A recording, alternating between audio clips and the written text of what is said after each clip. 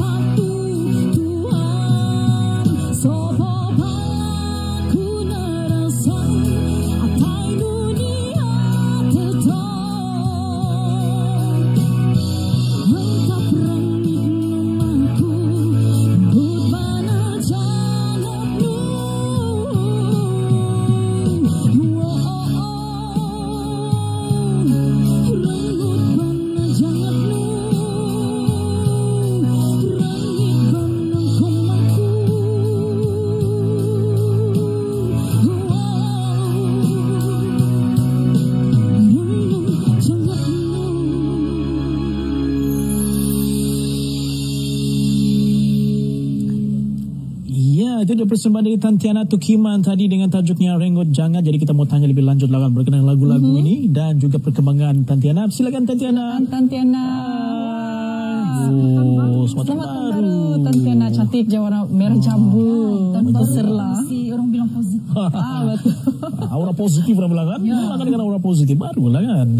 Okey, jadi tahu tadi lagu yang dinyanyikan oleh Tantiana Renggot Jangat.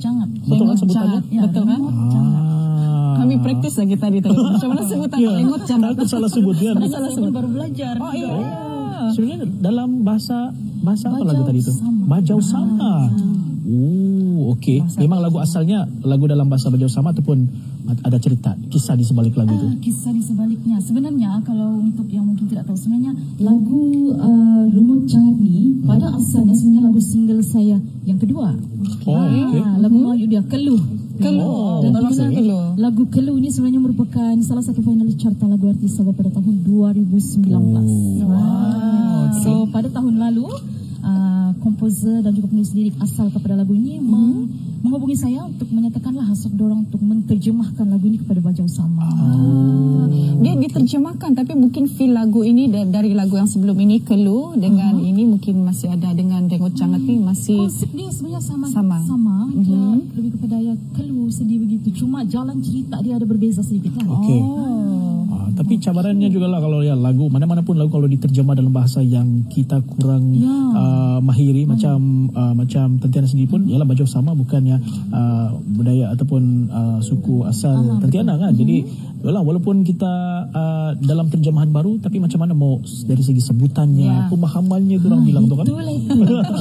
Itulah itu. Sebenarnya ini salah satu cabaran lah sebab lagu ini pada asalnya sebenarnya saya berfikir mungkin komposer dan juga penulis lirik menghubungi saya, mungkin dia mau bagi orang lain nyanyi. Sebab saya bukan berbangsa Bajau tapi hasrat orang tu mau saya juga sampaikan lagu tu. So saya rasa itu satu tanggungjawab yang besar bagi saya sebab saya bukanlah seorang yang berbangsa Bajau tapi saya rasa sangat bertuah sebab dia bagi peluang ini. So cabaran dia semestinya dia punya sebutan lirik dia tu. Sebab kita tahu dalam apa orang bilang bangsa ni dia punya sebutan kadang-kadang kita sebut begini dia punya maksud tu lain. Betul. Jadi itu salah satu cabaran dia lah. Untuk belajar sebutan, intonasi juga. Tidak tidur lena. Sampai begitu sekali. Saya tidak tahu persembahan saya tadi betul ke tidak sebutan dia, harap-harap maafkan saya lah ya. Tapi nyanyian dia tu merdu saja, so tidak ada masalah dengan sebutan. Saya harap begitu juga. Kan? Okey, tapi siapa yang banyak yalah kalau kita segi sebutan ni maksudnya Tantiana banyak berhubung dengan komposer lah. Ini macam mana maksudnya? Ini apa maksudnya? Penulis lirik. Kalau lagu Bajau ni iaitu Abang Ezron lah. So masa recording tu pun dia ada bersama juga. Untuk pastikan sebutan tu lah kan. Dan macam Tantiana sendiri juga banyak terlibat dalam persembahan nyanyian dan lagu-lagu Tantiana sendiri. Bagi Tantiana secara peribadi lah, genre lagu dalam lagu Tantiana sendiri, mana satu yang menjadi idaman kalbu Tantiana? Sebenarnya kalau boleh dicakap, kalau dulu-dulu memang kita kalau ikut bertanding kita punya lagu semua ballad kan. Tetapi semakin usia meningkat, semakin berada di industri ini dia bertukar pula. Dia bertukar genre sebab mengikut yalah kita punya arus semasa kan. Kadang-kadang kita menyampaikan persembahan pun kita kadang-kadang ada yang suka lagu begini. So kalau ditanyakan kepada saya mungkin lagu genre dangdut kot. Baru juga ke arah dangdut ataupun memang dari dulu lagi memang sebenarnya minat dangdut sebenarnya. Dia bukanlah dangdut sangat tapi dangdut yang TikTok gitu. Dangdut ala so kita tahu kan anak-anak muda TikTok. Okey, itu genre yang terkini lah. Ada album mungkin ataupun single yang akan dikeluarkan dengan genre seperti itu? Yes, insyaAllah ada. Tahun ini? Sebab tahun ini. Sebab sebenarnya saya punya hasrat untuk ada single terbaru ini sejak dari 2021. Tetapi setelah saya berkhidmat sebagai artis budaya Penterama Jabatan Penerangan, saya mengambil keputusan untuk mengurangkan segala aktiviti kerja seni saya di luar. Untuk fokus kepada saya punya tugas hakiki lah. Ya. Jadi itu yang kita mau tanya juga dengan Tantiana ini ialah sebagai kiranya artis penguasa artis budaya sepenuh masalah dengan Jabatan Penerangan di bawah Pentarama. Ramai juga yang mau tahu sebenarnya kalau artis budaya di bawah Pentarama ni adakah mereka hari-hari ada show kah, hari-hari training di office kah, ataupun ada juga waktu-waktunya mereka ini di office mungkin ada buat kerja-kerja yang lain. Sebenarnya Pentarama ni dia sama juga dengan penjawat awam. Dia Isnin dan Jumaat kita kerja. Cuma kalau untuk Pentarama kita akan ada jadual lah. Isnin dan Jumaat kita akan di office. Kalau Selasa dan juga Kamis kami akan berada di studio lah untuk praktis. Begitu. Tapi maksudnya lagi banyak masalah untuk buat latihan vokal, memantapkan lagi vokal yang sedia ada. Masih ada banyak ruang juga lah untuk memantapkan vokal di waktu itu. Boleh lah. Boleh lah. Okey, kalau kita sebut dari segi bakat lah kan, selain pada nyanyian sudah pasti ya, kalau diberi peluang dan juga ruang, bakat apa lagi yang ada sebenarnya yang boleh anda kecapi? Okey. Kalau bercakap tentang bakat ni sebenarnya kalau mungkin ada yang tidak tahu bahawa kalau di Pentarama ni dia kena boleh menyanyi, dia kena boleh berlakon, dia kena boleh menari, dia kena pandai bercakap begitu. Jadi saya rasa mungkin saya mau berlakon kot. Berlakon? Berlakon tanya Jovi. Jovi memang mahir kalau lakonan. Kenapa tidak kan? Ada pernah cuba casting? Saya pernah menjadi pelakon drama Christmas pada tahun 2018. Oh, yang ramai-ramai itu. Hari ini ada Syarif. So itu first lah lakonan saya. Oh, mungkin dari sana terdetik minat untuk berlakon. Betul, lepas ni kan ada penerbitnya. Ya, macam sekarang macam Redwin dan kita Tantiana sekarang ni kan banyak sekali produksi di luar yang sedang mencari pelakon-pelakon. Kenapa tidak Tantiana mencuba nasib itu di juga luar salah sana? satu sebab saya sekarang terikat dengan jabatan. Tugas hakiki itu yang agak so kalau macam jemputan pun saya memilih hanya beberapa jemputan saja yang tidak bercanggah dengan saya punya tugas hakiki. Betul. Tapi kalau sebut pasal Pentarama pun dia bukan saja nyanyian, dia ada tarian, Dia ada tarian. ada juga sebenarnya Pentarama ni adalah singkatan daripada pentas, tarian dan juga drama. Nah, boleh sudah drama di situ kan. Sebenarnya itulah juga salah satu fungsi kita, iaitu kita orang bilang menyampaikan maklumat rasmi kerajaan secara bersemuka kepada masyarakat. So itulah dia Pentarama. Memang layak Tantiana berada di Pentarama. Semua boleh berikan kan. Okey, kalau kita sebut berkenaan dengan tahun 2024 ni sudah pastilah banyak rancangan yang telah pun disusun ataupun ingin dicapai oleh Tantiana kan. Bukan sahaja dalam Pentarama tapi juga dalam bidang nyanyian atau bidang-bidang yang lain. Jadi bagaimana 2024 ni perancangannya awal sampai ujung tahun? Okey, macam saya cakap tadi lah, saya sudah plan ada single ni dari tahun 2021. Jadi setelah beberapa tahun menyepi, orang bilang sebab saya balik-balik ditanya, ada lagu single kan? Jadi saya mengambil keputusan untuk tahun 2024 ini akan aktif kembali dalam nyanyiannya. So kalau mau tahu apa single-single saya, jadi kena tunggu dan ikutilah laman sosial saya.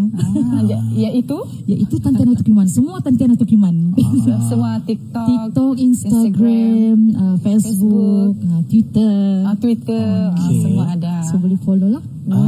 Tadi apa tadi? Lama menyepi ya? Ya, saya agak boleh tahu tak kenapa menyepi? Menyepi sebab itulah saya bilang tadi. Sebab saya fokus dengan kerja hakiki. Bukanlah menyepi. Tidak sepi, cuma sepi sebab tidak ada single. Lagu yang baru lah. Bukannya sepi tidak dalam industri. Ada dalam industri cuma lagu yang baru tu lah orang bilang kan. Sebab kadang-kadang kita jumpa orang kan, kenapa senyap sudah tidak lagu baru kah? Begitu. Jadi kita pun yang okey. Tidak apa, satu masa saya akan terangkan. So inilah peluangnya. Ya, Cakap Risau pada tahun ini seperti yang Tantiana sudah katakan tadi, dijanjikan ada single terbaru tahun ini. Sudah dalam proses rakaman? Ya sudah. Sudah memang jadi satu dua lah begitu. Satu dua sudah. Okey. Album lah kalau begini Allah 1 2. Tunggulah. Ada juga hasrat mau buat album, tapi kita tunggulah. Okey. Jadi apapun perancangan dan juga apa yang ingin dicapai oleh Tantiana itu tadi berhasil lah untuk tahun 2024. Dan tadi sekali lagi media sosialnya Tantiana Tukliman. Sambung spellingnya ataupun ada kalau tempat-tempat yang lain. Type saja memang keluar lah itu. Jadi kamu boleh follow lah Tantiana di media sosial. Malah tahu lepas ni show di mana Tantiana akan berada bersama dengan Pentarama pun betul kan. betul. Dan mana tahu juga tiba-tiba jadi pelakon sudah. Tentiana kan. Berganding pula dengan Joe pula. Oh ya kan, bila lagi. Okey, dan kita sebenarnya akan bersama dengan Tentiana lagi di penghujung rancangan dengan sebuah lagi lagu. Lagu Rindu. Rindu. Jadi kalau ingin dengar sebuah lagi persembahan daripada Tentiana, teruskan kesetiaan anda bersama dengan kami ini Sini Ada Cerita.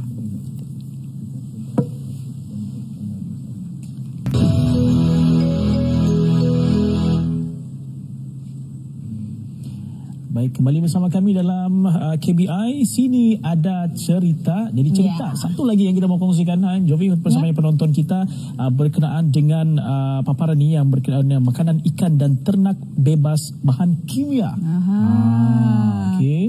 Dengar kata macam kalau di Sabah ni beliau merupakan satu-satunya pengusaha yang mengusahakan orang bilang penternakan ataupun makanan yang bebas bahan kimia. Okey, selalunya kalau kita berikan makanan ikan yang ada bahan kimia, takut ikan tu pula, ternakan itu pula yang berbahaya kan pada manusia. Okey, jadi difahamkan juga hanya menggunakan 4 bahan saja untuk menyediakan ataupun menghasilkan makanan ikan ini. Kita pun mau tahu jugalah apa 4 bahan itu. Kita saksikan Sabah Sana Sini.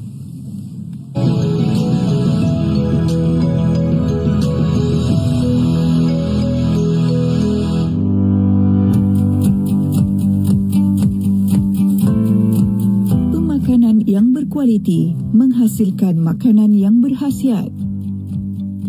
Inilah yang menjadi pegangan seorang pengusaha makanan ikan dan ternak, Encik Victor Saliman, yang mana beliau satu-satunya pengusaha di Sabah yang menggunakan konsep bahan mentah yang asli tanpa mencampurkan bahan kimia dan pengawet. Pemakanan yang berkualiti adalah merujuk kepada makanan yang dimakan oleh ikan dan juga ternakan itu sendiri. Manakala makanan yang berkualiti pula merujuk kepada hasil ternakan yang dimakan oleh kita. Setiap kandungan bahan diperincikan secara tepat dan betul bagi memudahkan pengguna memilih makanan ikan dan ternakan mereka yang sesuai. Bertempat di Kampung Rugading Kiulu, di sinilah terbinanya sebuah tempat pemprosesan makanan ikan dan ternakan. Kita gunakan bahan-bahan utama, banyaknya abuk padi, kita tak campur apa-apa.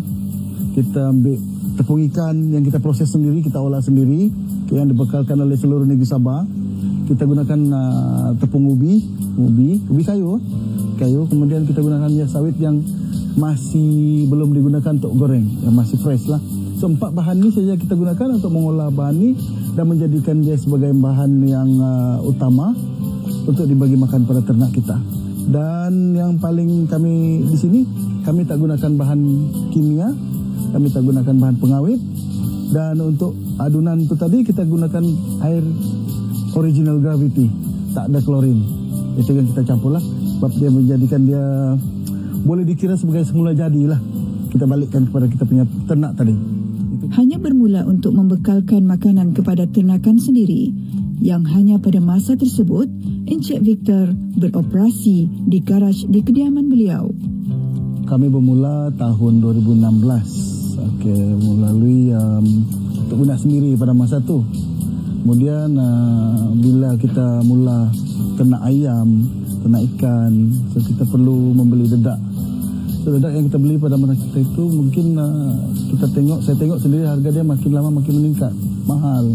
So kami buat sendirilah.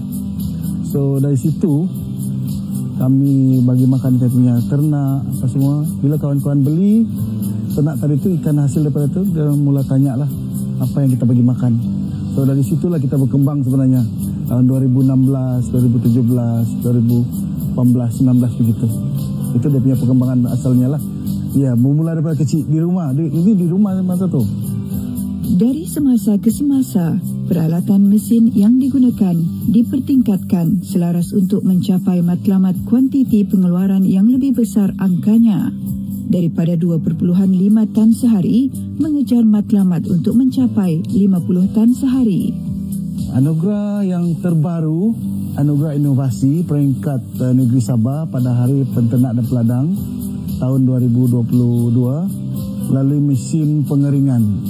Mesin pengeringan tu kami buat sendiri, kami olah sendiri dan kami kami buat dia punya segalanya sendiri.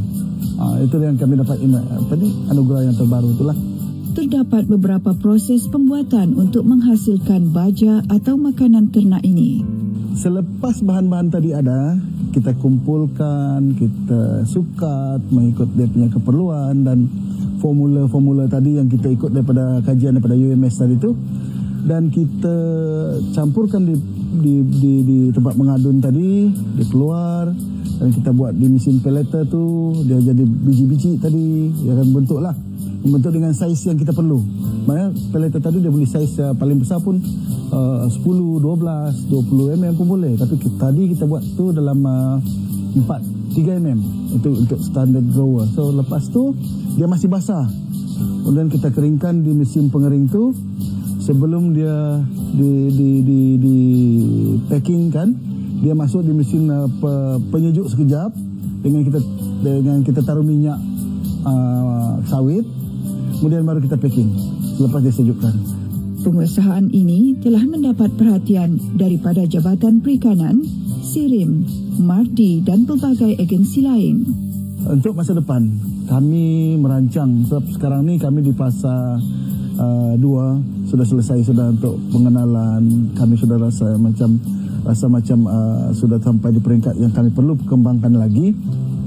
Di peringkat yang seterusnya kami mau membesarkan kilang ni lah. Sebab kami punya permintaan sekarang pun sudah melebihi daripada kami punya kemampuan.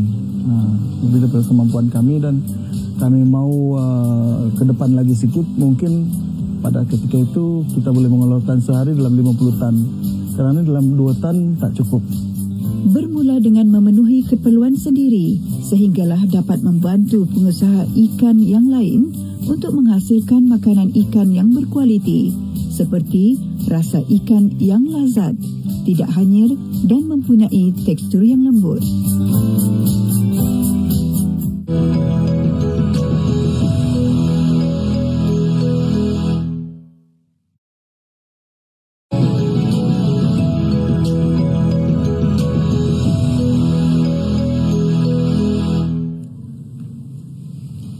Baik, kita teruskan petang hari Isnin dengan ceria.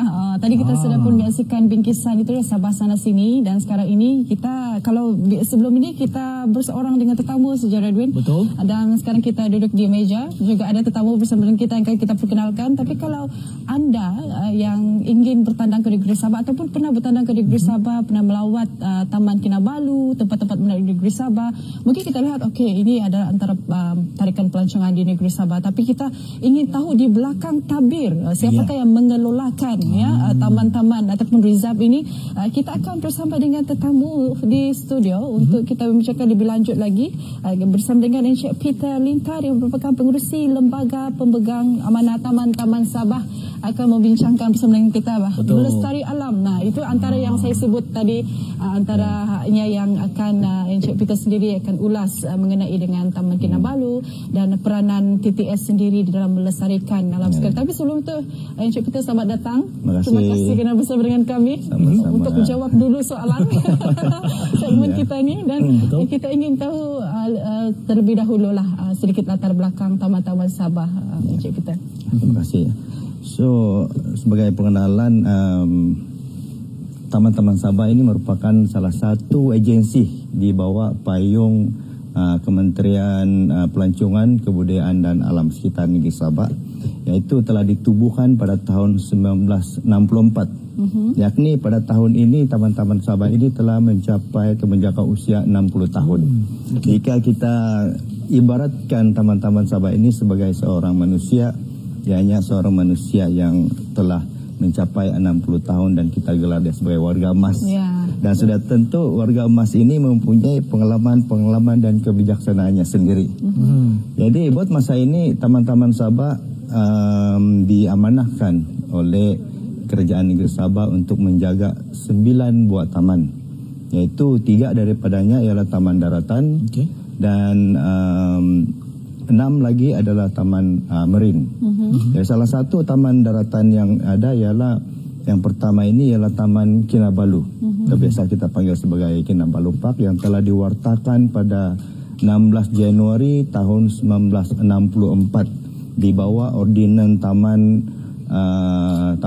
1962. Jadi Taman Kinabalu ini merupakan sebuah taman yang bertaraf dunia di mana terdapat 2 pengiktirafan antarabangsa telah dicapai, yaitu UNESCO World Heritage Site dan juga Kinabalu UNESCO Global Geopark. Dan di sinilah juga di Taman Kinabalu ini terletaknya mercu tanda satu kebanggaan, satu kesayangan rakyat di negeri Sabah yang telah dinyatakan oleh Puan Jovina sebentar tadi, yaitu Gunung Kinabalu. Ya. Ya. Jadi selain daripada itu kita ada taman daratan yang lain, yaitu Taman Banjaran Koke, juga bertaraf dunia di mana telah dinobatkan ataupun dimasyurkan sebagai UNESCO Man and Biosphere. Dan salah satu lagi ialah Taman Bukit Tawau yang mana mempunyai keunikan dan tarikannya sendiri. Manakala Taman Marine ada 6, yaitu yang pertama ialah Taman Pulau Sipadan, dan Pulau Sipadan ini merupakan salah satu tapak selaman scuba yang berkelas antarabangsa dan telah dinobatkan sebagai 3 daripada tapak selaman dunia yang terbaik. Dan juga biasanya para penggemar scuba dive ini dia menggelar Pulau Sipadan ini sebagai surga scuba diver. Begitu. Jadi lain-lain taman marine ialah Taman Tunku Abdul Rahman, Taman Pulau Tiga, Taman Pulau-Pulau Penyu, Taman Tun Sakaran dan Taman Pulau Penyu. Okey. Kalau dapat diringkaskan ada 6 campur 3 tadi 9 9 taman. Setakat ini. Nanti ada tambahan lagi tu. Itu kalau kita dapat luaskan lagi taman dan juga ialah lokasi yang boleh kita isytiharkan sebagai tapak taman-taman Sabah. Tapi dapat kita kongsikan dengan izinnya from the highest peak in Southeast Asia to the deepest blue ocean. TTS adalah memainkan peranan yang penting untuk menjaga kesemua lokasi ini. Jadi terlebih dahulu juga kan Jovi, kita ingin ucapkan tahniah juga sebenarnya pada Encik Peter kerana baru saja dilantik ataupun diberikan mandat sebagai pengerusi pengerusi lembaga pemegang amanah taman-taman Sabah. Jadi ini satu tanggungjawab yang besar setelah 60 tahun taman-taman Sabah berusia dan juga menjaga taman-taman yang ada di negeri Sabah ini. Kalau boleh dikongsikanlah pencapaian TTS 60 tahun dan juga sudah semestinya untuk pencapaian hingga ke hari ini. Menyentuh pasal pencapaian ini, lebih saya tertarik bercerita pasal visi dahulu. Di mana visi taman-taman Sabah ini kalau kita hayati daripada dia punya hasrat yang tersurat dan tersirat, yaitu visi kita ialah rakyat Sabah hidup harmoni dengan alam semula jadi. Jadi kalau kita lihat visi ini ianya merupakan satu visi yang begitu ikhlas, suci dan murni yang kita khaskan buat rakyat Sabah yang tercinta supaya dia lestari dan bersatu dengan alam semula jadi, yang sinonim dengan pepatah dalam bahasa Inggris be one with Mother Nature. Jadi menjelang tahun 2025 kita menganggapkan yang visi ini akan kita capai, di mana melalui tindakan taman-taman Sabah 2015-2025 pelbagai aktiviti dalam plan ini telah kita laksanakan. Ini juga didorong oleh pengukuhan perlindungan taman ataupun alam yang selaras dengan inisiatif di peringkat global dan juga didorong oleh penglibatan komuniti yang begitu baik. Jadi kita nampak jelas terbentang di hadapan kita bahawa misi ini mampu kita capai. Saya dengan bangganya ingin mengatakan bahawa taman-taman Sabah berada di landasan yang betul untuk mencapai misi ini, kerana kita mendengar di sekian lama ini taman-taman Sabah telah mencapai ataupun mencapai pelbagai pencapaian, sama ada di peringkat negeri ataupun peringkat kebangsaan maupun di persada antarabangsa. Jadi pencapaian yang paling manis lah Yang pencapaian yang paling manis yang kita suka saya nyatakan di sini adalah apabila Kinabalu Park dimasyurkan sebagai UNESCO Global Geopark pada 24 Mei tahun 2023, iaitu yang tahun lepas. Jadi ini secara otomatiknya negeri Sabah telah menjadi salah satu daripada 3 kawasan di dunia ini yang telah memiliki ataupun diterap sebagai UNESCO Triple Crown, yaitu World Heritage Site, Global Geopark dan juga Man and Biosphere. Selain daripada Sabah di Malaysia ini, satu lagi di Pulau Jeju di Korea Selatan dan juga di Shenongjia, China. Dan kita yang ketiga saat ini. Ya. Menjadi kebanggaan juga apabila kita mendengar dan kita tahu juga Encik Peter, tugas ataupun amanah TTS sendiri ini sangat besar sekali tanggungjawabnya. Pengelolaan untuk resort yang telah diamanahkan ini 9 buah, 3 buah daratan dan 6 lagi marine. Jadi memang bukan satu orang kata tugasan yang mudah untuk dibuat, apalagi untuk mengadakan perancangan melestarikan lagi. Tapi sebelum saya lanjutkan dengan soalan, ingin tahu juga berkenaan dengan Gurkhahat, kalau Encik Peter boleh terangkan kepada kami. Ya, Gurkhahat ini merupakan satu tempat di sebelah Gunung Kinabalu sana yang melebihi daripada puncak yang selalu kita naik itu. Yang Lost Peak itu, dan Gurkhahat ini berada di atas ataupun di kawasan yang lain lagi. Tapi dia digunakan sementara ini digunakan untuk pusat latihan pendakian aras tinggi. Bagi mereka yang berminat macam di Gunung Everest mereka akan berlatih di sini dahulu. Jadi ini antara lokasi yang boleh kita katakan barulah untuk yang dikelolakan oleh Taman Negeri Sabah TTS. Diletak di atas puncak lagi lah maksudnya yang cerita. Iya, melebihi puncak. Maksud saya dia limpas di sebelah laluan yang lain sebenarnya. Tapi lebih jauh, dan juga kemudahan penginapan dia itu memang kita buat dia seumpama itu supaya pendaki itu lebih rasa mencabar. Tetapi laluannya masih sama macam kalau kita ke puncak pun. Permulaan dia masih sama, tapi sampai yang di sebelah atas itu dia kelaluan yang lain sudah. Kelaluan yang lain lagi memang sangat mencabar. Apatah lagi kalau kita lihat ini tadi waktu sejuk hujan turun, memang di Gunung Puncak tu memang sudah sejuk. Apalagi walaupun tidak hujan pun memang sudah sejuk. Ini memang sangat sejuk. Ini dia antara yang terkini juga ya. Kibaran bendera negeri Sabah dan juga Malaysia. Jadi kita tahu banyak seperti yang telah dinyatakan oleh pencapaian yang dinyatakan oleh Encik Peter tadi, dan kalau kita ingin terus mendalami secara terperinci lagi peranan TTS ini dalam melestarikan alam, terutama sekali untuk tahun ini, Encik Peter. Iya, Taman Sabah akan meneruskan pelestarian ini pada tahun ini sama seperti tahun-tahun yang lepas. Dari mana terdapat banyak perancangan yang telah kita susun untuk tujuan yang ini. Antara lainnya ialah sambutan Jubli Intan. Jubli Intan karena Sabah Park pun sudah mencapai umur 60 tahun pada tahun ini. Sekaligus kita akan mengadakan majlis pemasyuran Kinabalu Park sebagai Kinabalu UNESCO Global Geopark.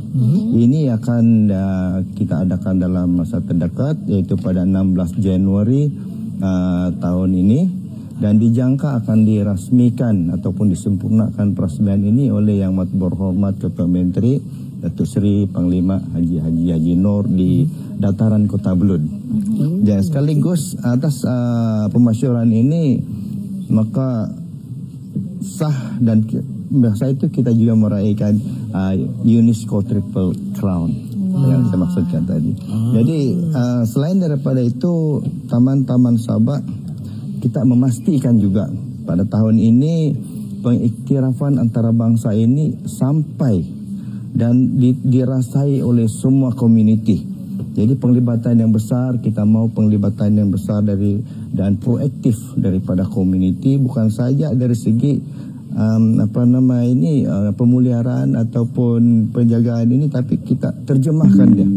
Terjemahkan dia kepada satu aspek yang boleh menjana ekonomi. Ekonomi community, karena di tempat-tempat lain macam di Xinongjia, China itu mereka gunakan ini sebagai tools untuk membasmi kemiskinan. Iya. Ya, bisa. Okey. Baik, Encik Peter, akhir sekali lah. Ini juga perkara yang kita ingin terus bawakan pada penonton kita. Dan Encik Peter pun selaku pengarah Lembaga Pemegang Amanah Taman-Taman Sabah yang baru. Bukan pengarah. Pengurusi Lembaga Pemegang Amanah Taman-Taman Sabah. Pengarah. Okey. Pengurusi Lembaga Pemegang Amanah Taman-Taman Sabah. Sudah pastilah kalau tahun ini 2024 banyak perancangan ataupun ingin diharapkan dalam membawa Taman-Taman Sabah ini ke peringkat yang lebih tinggi lagi. Mungkin ada pembukaan kawasan baru lagi ke, ataupun ada penambahbaikan yang terkini juga dibawakan tahun ini. Apa yang ingin diharapkan oleh pihak Taman-Taman Sabah? Ya, selain daripada apa yang saya telah katakan sebentar tadi, memang kita mempunyai usaha ataupun plan perancangan yang kita laksanakan, yaitu kita mengharapkan dalam tahun ini kita mengusahakan untuk mewartakan 4 lagi taman cadangan yang telah kita kenal pasti. Dan sebenarnya ini usaha-usaha ini sedang dijalankan, dan saya boleh katakan hampir kepada kita punya tujuan. Di mana taman-taman yang telah kita cadangkan ataupun kita syorkan ini ialah Taman Teluk Davul, Taman Pulau Mantanani, Taman Pulau Mengalum, dan Taman Pulau Ligitan. Ada 4 lagi. Ini termasuklah juga pengurusan Taman Alam Mamut. Taman Alam Mamut. Mamut ini sudah dulunya ialah bekas lombong. Jadi sekarang ini telah diserahkan kepada Taman-Taman Sabah untuk dipelihara dan dilindungi. Selaras dengan kerangka kepelbagaian biologi global United Nations yang dimeterai di Kunming, China, dan juga di Montreal, Canada, yang dengan konsepnya 30 by 30. 30 by 30 ini salah satunya ialah kita untuk kita akan mewartakan ataupun menjadikan 30% daripada kawasan negeri Sabah ini sebagai kawasan pelindungan. Ya, dan pasti ada lagi banyak lagi. Terima kasih sebenarnya kita ucapkan atas perkongsian yang sangat-sangat berguna kepada kita semua. Bersama dengan kita Encik Peter Lintan, merupakan pengurusi Lembaga Pemegang Amanah Taman-Taman Sabah. Terima kasih atas masa yang diberikan kepada kami. Jadi kepada anda semua, jangan ke mana-mana. Kita akan berhenti rehat seketika, tapi sebelum itu kita saksikan dahulu trivia Balai Seni Lukis Sabah.